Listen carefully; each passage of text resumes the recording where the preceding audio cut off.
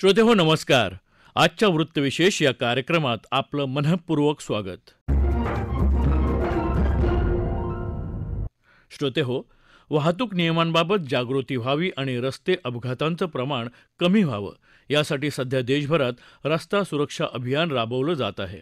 सरकारकडून रस्ते अपघातांचं प्रमाण कमी व्हावं यासाठी काय उपाययोजना करण्यात येत आहेत आणि नागरिकांची काय जबाबदारी आहे याबाबत आजच्या वृत्तविशेषमध्ये आपण जाणून घेऊयात. श्रोते हो, देशात दरवर्षी रस्ते अपघातात अनेकांना आपला जीव गमवावा लागतो. अनेकांच्या वाट्याला कायमचं अपंगत्व येतं. घरातील कर्त्या व्यक्तीचा अपघात झाल्यावर कुटुंबाचीही फरफट होते. या घटनांचा गांभीर्यानं विचार करून रस्ता अपघातांचं प्रमाण कमी व्हावं, समाजात वाहतूक नियमांची जनजागृती व्हावी आणि रस्ते अपघातातील मृत्यूंचं प्रमाण शून्य व्हावं यासाठी देशभरात केंद्र सरकारच्या रस्ते वाहतूक आणि महामार्ग मंत्रालयाच्या वतीनं रस्ता सुरक्षा सप्ताहाचं आयोजन करण्यात येत आहे. ही मोहीम अधिक व्यापक व्हावी या उद्देशानं देशात 2021 सालापासून दरवर्षी जानेवारीत महिनाभर रस्ता सुरक्षा अभियान राबवलं जातं. या अभियानादरम्यान वाहन चालकांचे मेळावे, त्यांची आरोग्य तपासणी, शाळा महाविद्यालयातील विद्यार्थ्यांमध्ये रस्ता सुरक्षांबाबत जनजागृतीपर कार्यक्रम घेतले जातात. यासाठी विविध सामाजिक संघटनांची मदतही घेतली जाते. या अभियानाद्वारा रस्ता सुरक्षा शिक्षण आणि प्रशिक्षण देणं, रस्ता सुरक्षा प्रचार मोहीम राबवणं, रस्ते सुरक्षा नियम आणि नियमांचं पालन करण्यासाठी वाहन चालकांना प्रोत्साहित करणं आदी उपक्रम राबवण्यात येतात. तसंच अपघातातील जखमींना तातडीनं वैद्यकीय मदत आणि रुग्णवाहिका मिळावी यासाठी देशभरात 108 हा टोल फ्री सेवा दिली जाते. मानवी चुकांमुळे होणाऱ्या अपघातांचं प्रमाण मोठं आहे.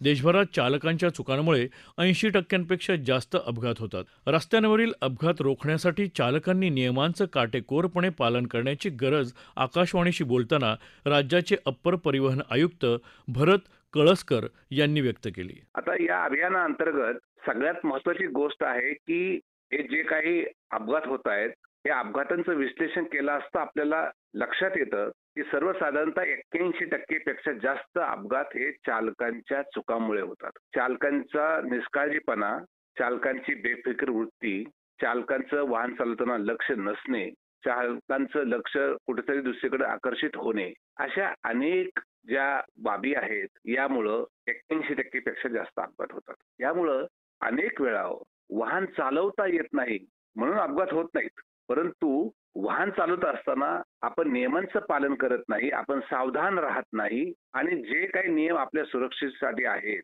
त्याचं पालन न केल्यामुळे अपघात होतात हे आपल्या लक्षात येईल. त्या अपघाताच्या कारणांचं आणखी आपण विश्लेषण केलं की आपल्या लक्षात येईल की जास्तीत जास्त अपघात हे केवळ अतिवेगामुळे होतात आणि अतिवेगामुळे झालेल्या अपघातामध्ये मृत्युमुखी पडणाऱ्यांची संख्या जी आहे ती खूप मोठी असते. दुसरं सगळ्यात महत्त्वाचं अपघाताचं कारण आहे की रात्रीच्या वेळेस होणारे जे अपघाताचं जे प्रमाण आहे हे दिवसाच्या अपघाताच्या प्रमाणापेक्षा खूप मोठं आहे. म्हणून आपल्याला लक्षात येतं की रात्रीचे जे अपघात होत आहेत ते अपघात सर्वसाधारणतः चालकांच्या डुलकी लागणं, झोप येणं किंवा रात्री जे आपण वाहन चालवत असताना रस्त्यावर आपल्या हेडलाईटचा वापर न करणं, अशा अनेक कारणामुळे रात्री होणारे जे अपघात आहेत याचं प्रमाण खूप मोठं आहे. तिसरी सगळ्यात महत्त्वाची बाब आहे की आपल्या रस्त्यांच्या मध्ये जी विभागणी केलेली आहे ते म्हणजे राष्ट्रीय महामार्ग, राज्य महामार्ग आणि शहरा अंतर्गत किंवा खेड्यातले जे छोटे रोड आहेत, विलेज रोड्स आपण त्याला म्हणतो, अशामध्ये आपण वर्गीकरण केलेलं आहे. आता ह्या वर्गीकरणाच्या अनुषंगाने आपण जर बघितलं तर सर्वसाधारणतः 40%, साधारणतः 37 ते 40% पर्यंतचे अपघात हे केवळ राष्ट्रीय महामार्गावर होतात. म्हणजे राष्ट्रीय महामार्गावर आपला वेग जास्त असतो, राष्ट्रीय महामार्गावर वाहनांची संख्या जास्त असते.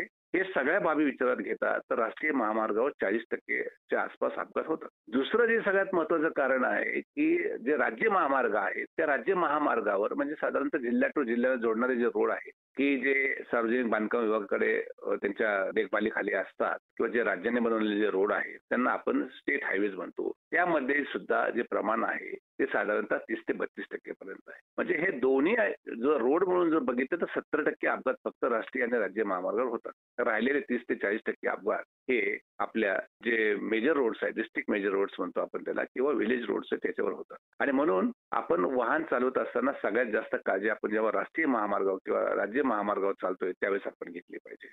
याशिवाय जे सगळ्यात आणखी महत्वाचं कारण आहे, की आपल्याला जे वाहनांचं जे फिटनेस आहे, योग्यता जी असली पाहिजे ती योग्य असली पाहिजे. मग बऱ्याच वेळा आपल्याला काय होतं, की रात्रीच्या वेळेस किंवा दिवसा आपण जेव्हा वाहनं चालवतो, त्यावेळेस आपण वाहनांची योग्यता जी आहे, म्हणजे जी फिटनेस आहे ती त्याच्याकडे आपण लक्ष दिलं गेलं पाहिजे. यामुळे होणाऱ्या अपघाताचं प्रमाण सुद्धा सर्वसाधारणतः 5% च्या आसपास आहे. त्यामुळे टायर फुटणं असू द्या किंवा व्हेइकल ब्रेकडाऊन होणं असू द्या, अशा प्रकारचे जे वाहनांची योग्यता योग्य नसल्यामुळे किंवा हेडलाईट्स योग्य नाहीत किंवा पाठीमागं वाहनांच्या ब्रेक लाईट्स चालू नाहीत, असे जे काही कारण आहेत त्याच्यामुळं किंवा वाहनं कुठेही उभा करणं आणि त्याला पार्किंग लाईटचा वापर न करणं, यामुळे होणारे जे अपघाताचं प्रमाण आहे ते खूप मोठ्या प्रमाणामध्ये आहे. या अपघाताचं प्रमाण वाढत असतानाच आपली सगळ्यात महत्वाची जी बाब आहे, की दुचाकी चालकांसाठी अत्यंत महत्वाची खबरदारी घेणं गरजेचं आहे, की आपल्या जेवढे काही वेगवेगळ्या प्रकारची वाहनं आहेत त्याच्यामध्ये सगळ्यात धोकादायक वाहन असेल तर ते मोटरसायकल आहे.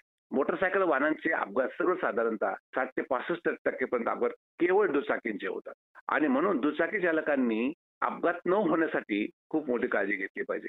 कारण दुचाकीचा हे जे आहे, हे वाहनांची जी स्टॅबिलिटी आहे, आपण दुचाकी आहे त्यामुळे याचा बॅलन्स राखणं महत्वाचं असतं आणि त्यामुळं वाहनांचा जर वेग वाढला तर तो अचानकपणे एखादं वाहन समोर आलं किंवा एखाद्या पादचारी समोर आलं तर आपण वाहन कंट्रोल करू शकत नाही आणि अशा स्थितीमध्ये वाहनांच्या अतिवेगामुळे मोटरसायकलचे जे प्रमाण आहे ते खूप जास्त आहे किंवा झिकझॅक पद्धतीने वाहन चालवणं, रेसिंग करणं मोटरसायकलवर 2 लोकांसाठी त्याच्याऐवजी त्याच्यामध्ये 3 लोक किंवा जास्त लोक घेऊन वाहतूक करणं, अशा अनेक कारणामुळे दुचाकींचं जे प्रमाण आहे ते खूप मोठं आहे आणि म्हणून या ठिकाणी मला सगळ्यांना आवाहन करावं असं वाटतं, की दुचाकी चालवत असताना किंवा त्याच्या पाठीमागे बसणारे जे व्यक्ती आहे, पिलियन रायडर आहे, त्यांनी हेल्मेटचा वापर करणं खूप गरजेचं आहे आणि हेल्मेटचा वापर करत असताना ते BIS मार्कचं असलं पाहिजे आणि आपल्या डोक्याच्या आकाराचं असलं पाहिजे आणि हेल्मेट लावल्यानंतर आपण जो खालचा जो बेल्ट आहे तो बेल्ट मात्र आपण टाईट केला पाहिजे. ही काळजी जर घेतली तर आपण दुचाकीचे जे अपघात आहेत ते एक तर कमी करू शकतो किंवा अपघात झाल्यानंतर मृत्युमुखी पडण्याचं जे प्रमाण आहे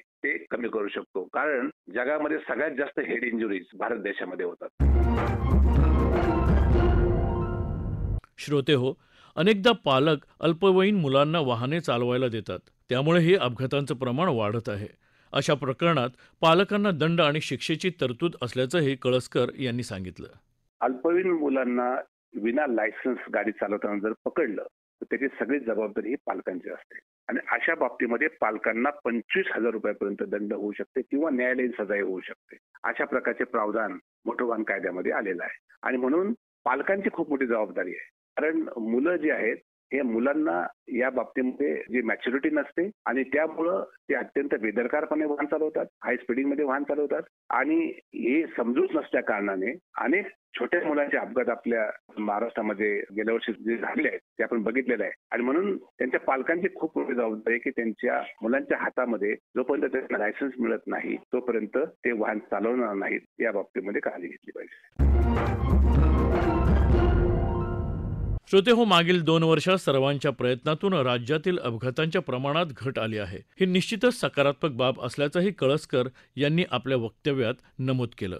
भारत देशामध्ये दरवर्षी यावर्षी तर 1,80,000 लोक रस्त्यामध्ये मृत्युमुखी पडलेले आहेत आणि आपल्या महाराष्ट्र राज्यामध्ये 15,000 पेक्षा जास्त लोक मृत्युमुखी पडलेले आहेत. परंतु आपल्या महाराष्ट्र राज्यामध्ये गेल्या 2 वर्षामध्ये मोटर वाहन विभाग, पोलीस विभाग आणि सगळ्या संबंधित हे ज्या काही स्टेक होल्डर्स आहेत, म्हणजे रस्ता बांधणाऱ्या ज्या काही व्यवस्था आहेत, सगळ्यांच्या आणि विशेषतः वाहन चालकांच्या सहकार्यामुळे गेल्या 2 वर्षामध्ये जो अपघात वाढीचा जो दर होता महाराष्ट्र राज्यामध्ये तो साधारणतः 7 ते 8% पासून साधारणतः 11-12% पर्यंत वाढत होता. परंतु गेल्या 2 वर्षामध्ये 2023 मध्ये आणि 2024 मध्ये तो दर तर वाढला नाहीच, परंतु तो कमी झालेला आहे. साधारणतः 1% अपघाताचं प्रमाण जे आहे ते म्हणजे निगेटिव्ह मध्ये गेलेलं आहे. म्हणजे 14% वाढ तर जाऊ द्या, म्हणजे 0% पण खाली गेलेली आहे. म्हणजे आपल्या 2 वर्षामध्ये आपण सगळ्यांनी मिळून जी काही वाहतूक व्यवस्थेमध्ये आपण नियमांचं पालन केलेलं आहे, यामुळं महाराष्ट्र राज्याला गेल्या 2 वर्षामध्ये अपघातामध्ये मृत्युमुखी पडणाऱ्यांचं जे प्रमाण आहे ते कमी करण्यामध्ये यश प्राप्त झालेलं आहे. श्रोते हो, बहुतांश चालक कमी शिकलेले असतात, त्यामुळे त्यांना समजेल अशा भाषेत फलकांवर सूचना लिहाव्यात, त्याचं प्रबोधन करावं अशी अपेक्षा वाहतूक विषयक तज्ज्ञ विनायक जोशी यांनी आकाशवाणीशी बोलताना व्यक्त केली. प्रत्येक गोष्ट तुम्ही जर बघितली ड्रायव्हिंग मधली तर त्याच्या मागे सायन्स आहे त्याच्या मागे. किंवा फॉर एक्झाम्पल आता तुम्ही सीट बेल्ट का वापरावं, तो मोमेंटम काय, तो मोमेंटम तुम्हाला कसा पुढे ढकलतो, किंवा जेव्हा तुम्ही वळणावरती जर जास्त स्पीडने गाडी चालवली तर सेंट्रिफ्युगल फोर्स ज्याला म्हणतो तो तुम्हाला कसा बाहेरच्या बाजूला फेकून देतो. तर ह्या सगळ्या गोष्टी आहेत. तर त्या हे सायन्स जे आहे सगळं, तर ते सायन्स त्या ड्रायव्हरला, जो नवीन शिकतोय ड्रायव्हरला, तर त्याला या सगळ्या गोष्टींच्या बद्दल माहिती असणे फार गरजेचं आहे. आता काय होतं की आपण आता इथे मुंबई किंवा आजूबाजूचे जरी आपले एरिया जे आहेत ते सगळीकडे ना जिकडे तिकडे आता कन्स्ट्रक्शनची कामं चालली आहेत जिकडे तिकडे. फॉर एक्झाम्पल आता कॉन्क्रिटायझेशनचं चाललंय काम, किंवा मेट्रोची कामं चालली आहेत जिकडे तिकडे. आता काय होतं की या सगळ्या कामामुळे ट्रॅफिक जाम हा प्रकार जिकडे तिकडे होतोच आहे सगळीकडे. एक ड्रायव्हर या नात्याने आपण ही गोष्ट लक्षात ठेवली पाहिजे की आपण ना नेहमी सरकारला शिव्या घालतो या सगळ्या गोष्टीवरनं, पण एक गोष्ट लक्षात ठेवा की आज रेल्वे सगळी जी सुधारणा चालली आहे, रेल्वेच्या प्लॅटफॉर्मवरती किंवा स्टेशनवरती सुधारणा आहे, किंवा मेट्रोचं काम चाललंय, किंवा जे काही रस्त्याची बांधणं, ट्रॅफिक चालू ठेवून ते लोक कामं करतायत. हा एक मुद्दा जो आहे ना तो लक्षात ठेवला पाहिजे की रेल्वे सुद्धा अखंड चालू आहे किंवा रस्त्याची वाहतूक सुद्धा चालू आहे, त्याच वेळेला त्यांचं हे पण काम चालू आहे. मग आपण आता असं करायचं की त्यांना जर आपण त्याच्यामध्ये मदत नाही करू शकलो, पण आपण शिव्या देण्यापेक्षा मी जर लवकर निघालो तर हे प्लॅनिंग जे आहे ना, तर that plays a major role. की हे ड्रायव्हिंग हे जे सगळं क्षेत्र आहे तर त्याच्यामध्ये कोणी ना आपण येत नाही, कोणी तर ते ढकलले गेलेले असतात त्याच्यामध्ये की अशिक्षित आहेत, घरची गरिबी आहे, म्हणजे परिस्थिती, सांपत्तिक स्थिती, आर्थिक स्थिती बरोबर नाही आहे. मग अशा वेळेला हा माणूस जो आहे तो ड्रायव्हर बनतो, आणि मग हा ड्रायव्हर जो बनलेला आहे समजा, तर तो अशिक्षित आहे. मग अशा लोकांकरता तुम्ही heavy vehicle should be going from left hand side असं काहीतरी इंग्लिशमध्ये बोर्ड लिहिलेले आहेत हायवेवरती सगळे. एक साधी गोष्ट कळली पाहिजे की तो शिकलेला नाही अजिबात, आणि मग त्याच्याकरता तुम्ही heavy vehicle should go from take left, हे तर इंग्लिशमध्ये लिहून काय उपयोग आहे त्याच्यामध्ये. तर यांना सगळ्यांना जिथून हे लोक निघतात त्यांचा जो म्हणजे ज्याला स्टार्टिंग पॉईंट आहे तर ते त्याला या सगळ्या गोष्टी सांगितल्या पाहिजेत. फॉर एक्झाम्पल लेफ्ट त्यांनी डाव्या बाजूनेच चाललं पाहिजे, पण आपण बघतो की हायवेला 3 लाईनचा रस्ता असला तर तिन्ही लाईन मध्ये हेवी व्हेकल जात असतात तिथे. आता मग लाईट व्हेकल वाल्यांनी काय करायचं, किंवा हे लोक राईट साईडनेच जातात, मग त्यावेळेला त्यांनी लेफ्ट साईडनेच ओव्हरटेक करायला लागतो. तर अशा म्हणजे ज्याला बोलायचं नाही पण प्रॉब्लेम्स बरेच आहेत आपल्याकडे. श्रोतेहो, अपघात रोखण्यासाठी प्रशासकीय पातळीवरून अनेक उपाययोजना करण्यात येत आहेत. नियमांचा भंग करणाऱ्यांवर कारवाई देखील होत आहे. मात्र अपघात रोखणं ही जबाबदारी केवळ प्रशासनाची नाही, तर नागरिकांनीही वाहतुकीचे नियम समजून घेऊन त्यांचं काटेकोरपणे पालन करणं गरजेचं आहे. त्यामुळेच शासनाच्या 2030 पर्यंत अपघातातील मृत्यूंचं प्रमाण शून्यावर आणण्याच्या पावलांना बळकटी मिळणार आहे. श्रोतेहो, आपला वृत्तविशेष हा कार्यक्रम आपण न्यूज ऑन AIR या ॲपवरही लाईव्ह ऐकू शकता. यासोबतच आमच्या मुंबई एअर न्यूज या यूट्यूब वाहिनीवर कार्यक्रमाचं ध्वनिमुद्रण आपल्याला कधीही ऐकता येईल. श्रोतेहो, याबरोबरच आजचा वृत्तविशेष हा कार्यक्रम संपला. हा कार्यक्रम आकाशवाणी मुंबईच्या प्रादेशिक वृत्त विभागानं सादर केला.